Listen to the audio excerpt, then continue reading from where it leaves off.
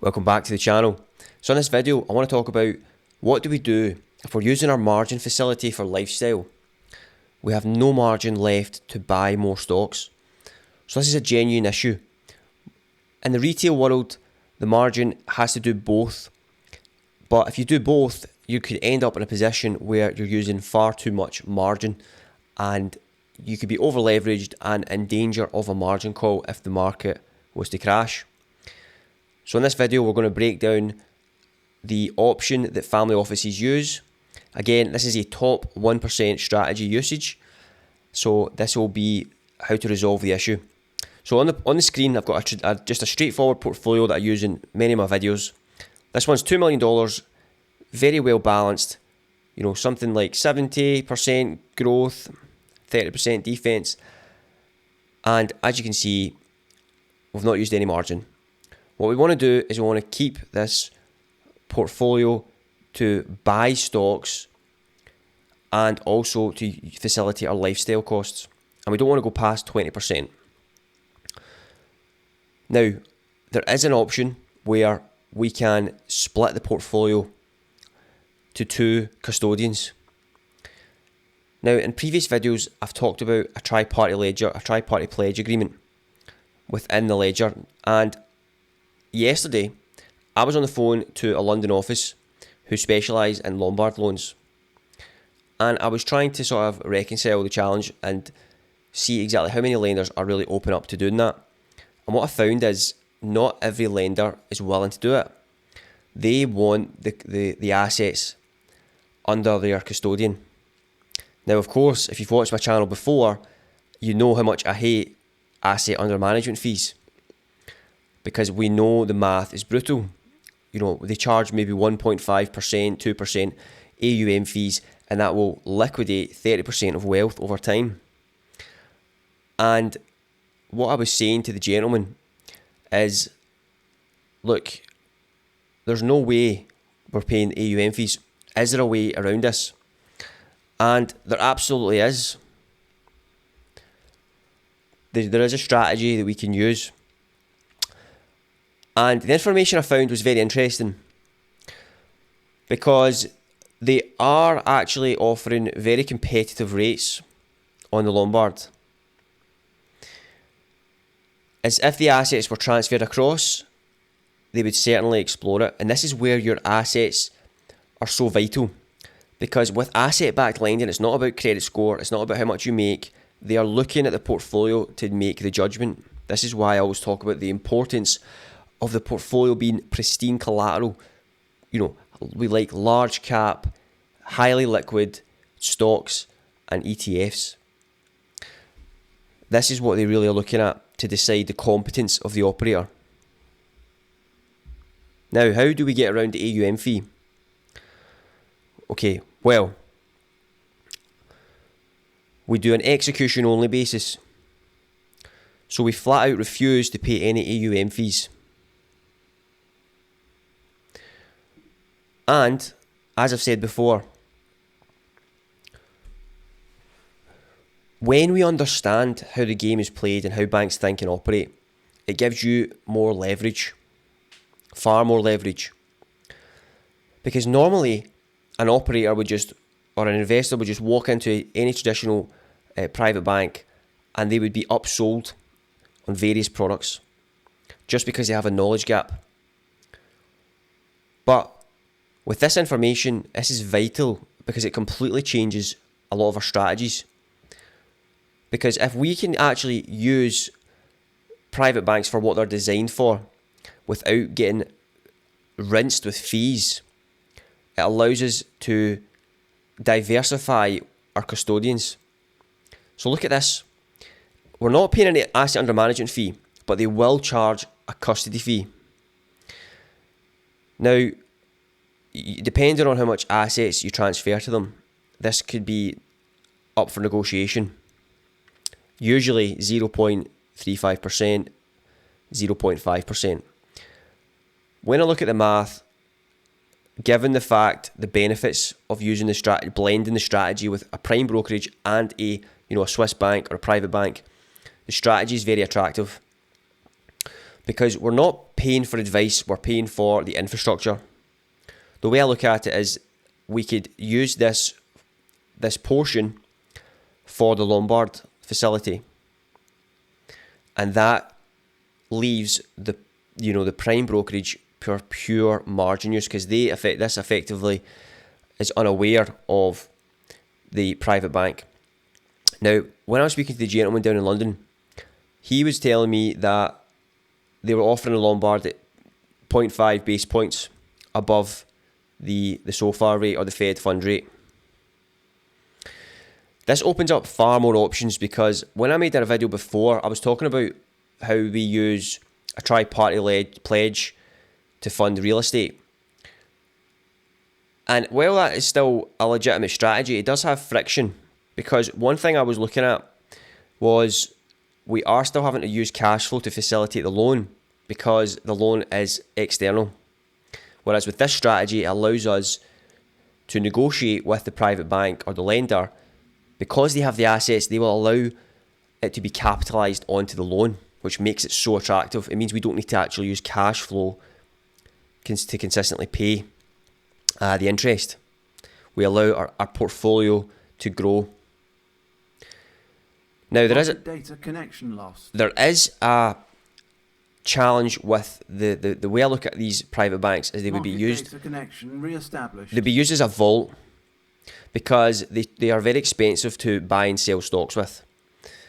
That's why we would simply have the prime brokerage just to facilitate purchasing of stocks, and eventually, if you want, you can transfer your assets over to the outside bank.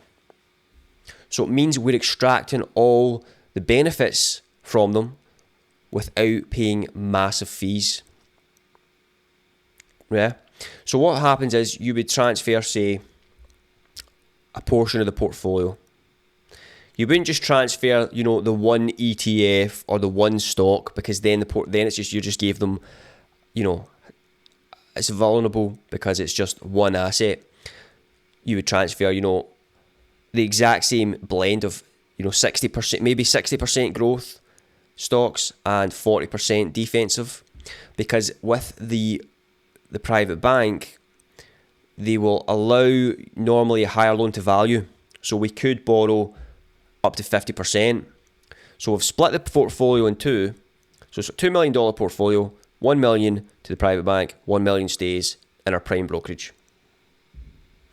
We can borrow 50% Lombard loan, that gives us $500,000.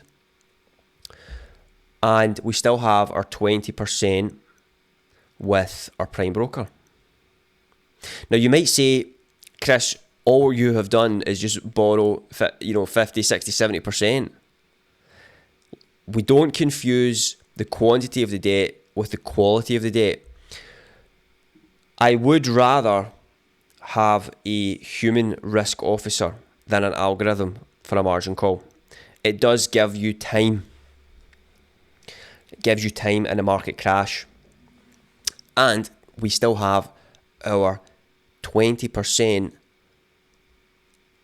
usage on our prime brokerage, which means we have access to still some credit to extinguish the fire if there was a margin call situation. There's so many ways you can do this. You could take the 500k, put it into the prime brokerage, buy more stocks. That gives you a more buffer for lifestyle, because you can see if we've split the portfolio in half, we obviously, instead of being able to borrow 400,000 for lifestyle, we now have 200,000 for lifestyle. But if we add in the 500k loan, that goes up, we have more room to borrow for lifestyle.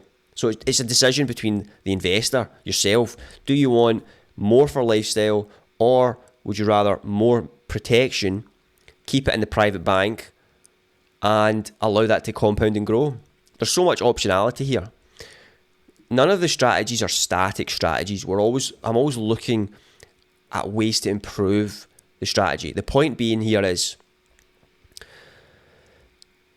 if, for example, you kept it in the Swiss bank, for example, and I simulated a crash here. You see here on the screen, no margin call with the bank, and the algorithm is disarmed with the prime brokerage, because we're so conservative with our borrowing.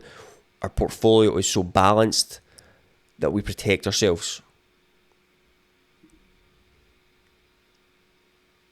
Okay. So there's optionality here. Now, one thing what we do when we're doing these strategies, you look at your global loan to value. The global loan to value is 2.5 million. Yeah. So you use your global loan to value with your total debt. So in this case, it's a 32%, which is still very, very healthy. We have the human buffer, the risk buffer with a human. So when I was having a conversation, typically, now a private bank technically can just margin call or liquidate assets if they want to, right? It's in the small print. But so can the prime brokerage. So we can't really get away from that. But I would much rather have a human risk officer give you maybe the 40 hours, the chance of the 40 hours. Normally, they don't want to do it to clients because the clients would obviously leave and be furious. So they don't want to do it. But we're already managing our risk so effectively. And we can even borrow less. You can even borrow less if you want.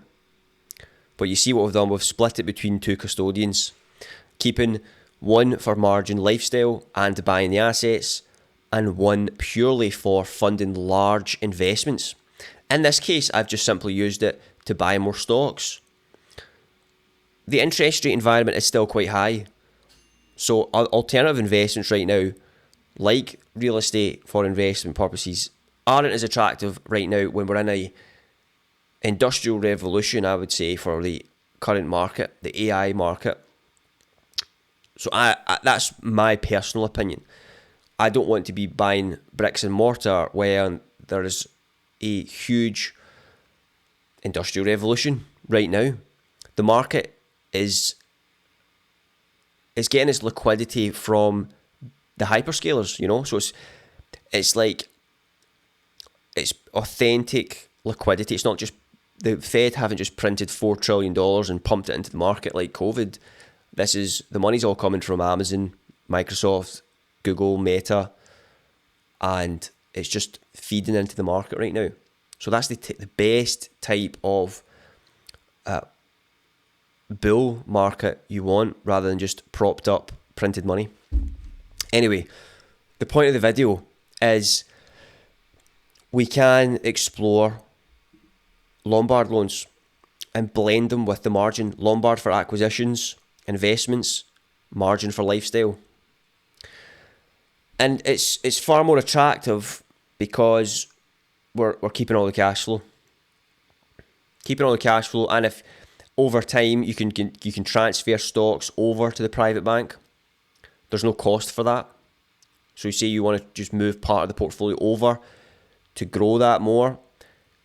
You know, it's I wouldn't be doing this across, 10 custodians, because then it's overkill. No more than three custodians. Because if you have too many and a crash happens in the margin call, you're playing whack-a-mole. Margin call, whack-a-mole. You've got 10 different custodians contacting you for margin call. Yeah, so that's not what we want. But you can see how this is attractive. If we're able to eliminate the fees, bring that down, and have the banks compete on the lowest rates. I've said this before. Banks genuinely do not have pricing power. They want your collateral. You have the collateral. That is what they want. You're valuable to them because you're paying the interest on the debt, and of course they're taking the custody fee. We would try and get that down as low as we can. And most importantly, the offer of time in a crash. I would much rather take the chance on a human margin call than an algorithm. But our risk management solves this before we do anything.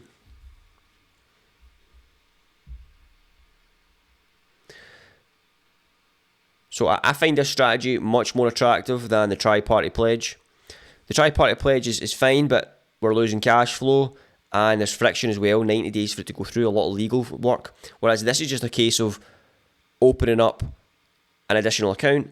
It's not like applying for the mortgage, it's their asset-backed lending. They're not looking at credit, they're not looking at income, they're looking at the portfolio, the competence of the portfolio.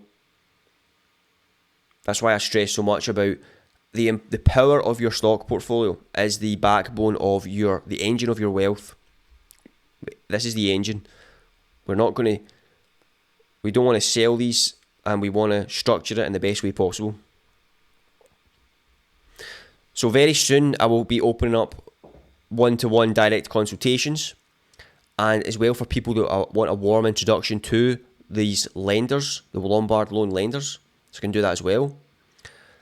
And when I'm ready to launch that, you'll see a link in the description. If I have launched it by the time you watch the video, check the description. You must be a high net worth individual to do this.